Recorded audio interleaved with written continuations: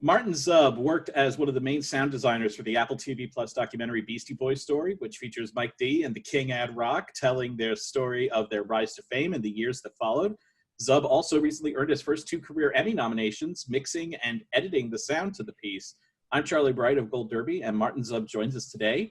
And the first question I want to ask is, did you have a pre-existing relationship with the music of the Beastie Boys? And if so, did that make you nervous in approaching this project? Hey Charlie, how you going? Good morning.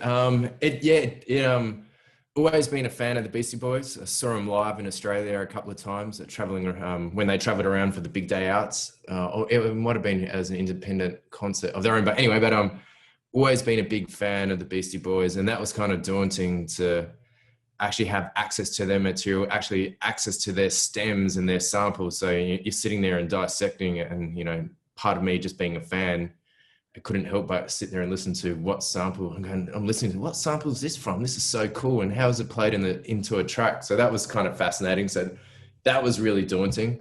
But when I met them for the first time, they were the coolest cats you could possibly meet. They're so low key and casual and like, hey man, how's it going? What's up? Type of thing. And so that was a bit of a relief, because I'm always nervous when you meet your idols and they don't turn out to be what you'd expect them to be. So in that aspect, it was refreshingly nice to know they were such nice guys as well. And then even being a big fan of Spike Jonze as well, and meeting him and working with him, which was kind of intimidating as well. But once again, a really lovely guy as well. So it was a dream come true to be able to work with such a collaborative team on such a fantastic project that I'm heavily invested in as well. Now, I'm curious,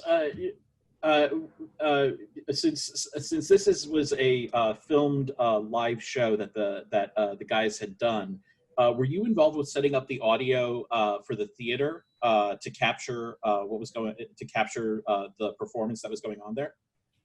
No, so I was brought in when it was probably, I believe, and I'm just guessing, that the film was probably 70% in post-production, and they started talking about sound then and what they wanted to do, and that's when I first met the team.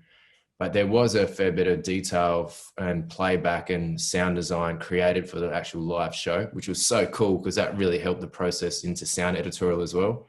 And not only the live crew, the post-production crew became a really collaborative effort in the post-production path, which made the mixing of it all so much more fun as well. So there's a lot of work, a lot of thought had gone into it, pre-production, before it even got to post-production, which, kind of made it, I believe, a cumulative effect, made it all little 1%ers adding on top of it to make it a better soundtrack. And it was, and the results speak for itself.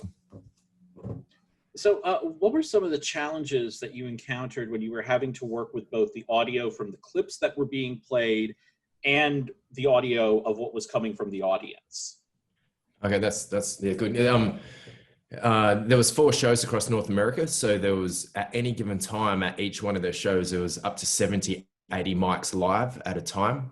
So it was a matter of going through all that material and actually making sure they can play and read, because if you play 80 mics at the same time, it just feels like noise. So a lot of the time we had to go through and edit and phase align a lot of the microphones. So when we do hear a crowd reaction, it's a natural crowd reaction, because we can kind of bring it up on the fader and it feels like we're actually sitting in the middle of the room, because there was mics scattered everywhere on the mad map of the actual layout of the theater, which was really cool. And then a lot of time there was playback tracks that were obviously playback on needle drops on the night, but a lot of the time we couldn't really use some of those because it sounded didn't sound as clean, as powerful as the original recordings off like an album. So we did swap out some of those tracks to the original masters, and then obviously we had to mix and edit it so it sounded seamless, so it made it feel like it was in the night. So it was a bit of a challenge, just wrangling with all the material and the data, and then the quick turnaround as well.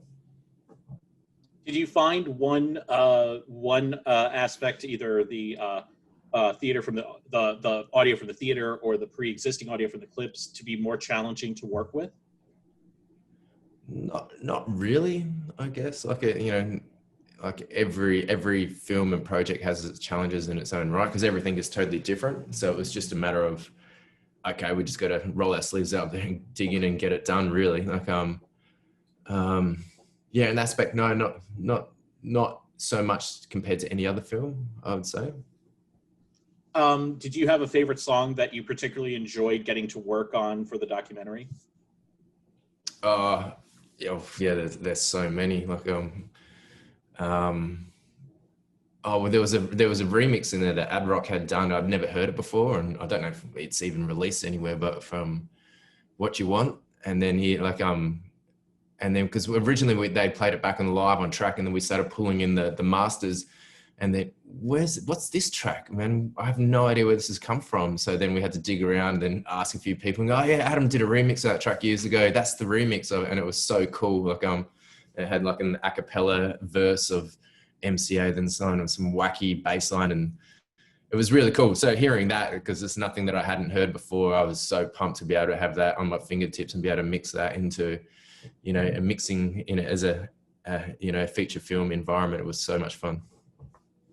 So you talked about how you know, it was amazing, you know, getting to that you actually got to work with Mike and Adam in how you were approaching some of these mixes and edits. And I'm just curious, what was it like to have them, you know, giving their input about this type of thing?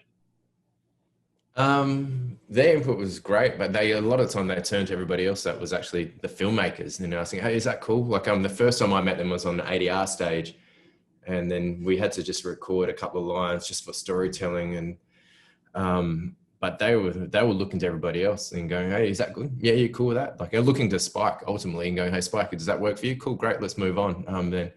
Then on the mix, I had Adam came in for one of the part of the mix, and he's, you know, being a music guy and a, you know, hip hop guy and liking it loud and a, you know, live music guy, like his big comment was like looking at me, is like, yeah, man, more bass, man, like turn it up, man, let's do it, you know, type of thing. So he was pretty humble and super cool. And, you know, he even turned around and said, man, if MCA was here, man, he'd be just noodling around with this. And, you know, ultimately it would be, he was like, turn up the bass, you know? So, you know, it was that type of thing that was kind of cool. And it was really good fun. It was a great experience. So you've done a lot of work prior to this with narrative features. You've done some video documentaries and some documentary shorts. But I think it'd be fair to say this is your first like full-length documentary. And I was curious, what do you think is the biggest difference in approaching the sound design for a documentary as opposed to a narrative?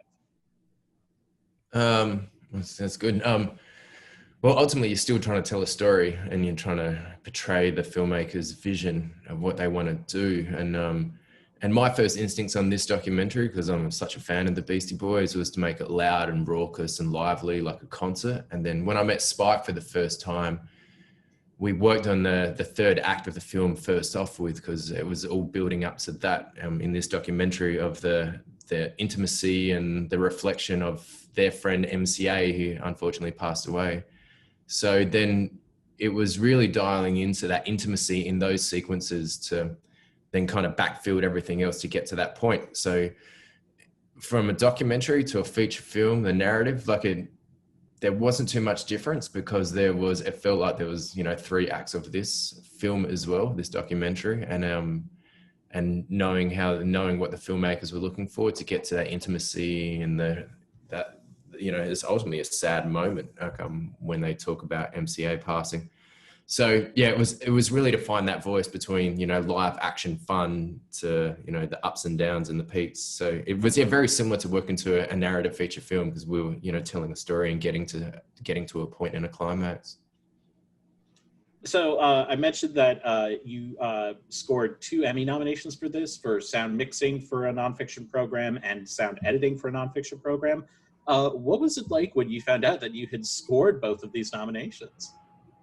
Oh, it was an absolute shock. Like, I wasn't aware that the nominations had come out that morning, and then a friend texted me and said, "Hey, congratulations!" And I was working at the time, just thinking, "Okay, congratulations for what? I'm not too sure what for." And then had to text him back, not to be rude, but what's the congratulations for? He goes, "Oh, you've been nominated for 2 Emmys." So I thought, "Oh, well, okay, that's unexpected and really cool." So as soon as I found out or let the team know that, hey, we've been nominated for an Emmy, then it turned out, hey, we've been nominated for 2 Emmys, which kind of just blew my mind even more, really.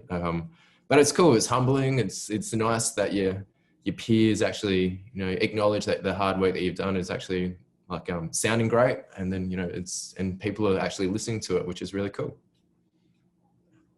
And well, I think that it's so interesting that you get you've been working on projects that have gotten awards recognition, but for whatever reason, the sound design just wasn't recognized. Like we were talking earlier about working on Nightcrawler, Nocturnal Animals. You also worked on Frozen, also, and it's just like, is it jarring when you finally got to see that recognition finally come through? Yes, it is. But I think it's also like it's recognition, I think, for like myself and our team for all the hard work we've done in the past as well, that hasn't been, acknowledged, because there are some soundtracks that I'm incredibly proud of and I think they sound amazing, but, generally, in the whole awards type of scheme, they don't really fit in, or there's been other films, bigger films that, people perceived as to sound better. So yeah, I think it's just, for everything that we've done, it's just nice to get a bit of recognition and say, hey, here you go. Here's the one that we're going to acknowledge you in the award system. So that was, it was good. Well, Martyn, thank you so much for joining us. We wish you all the best at the upcoming Creative Arts Awards.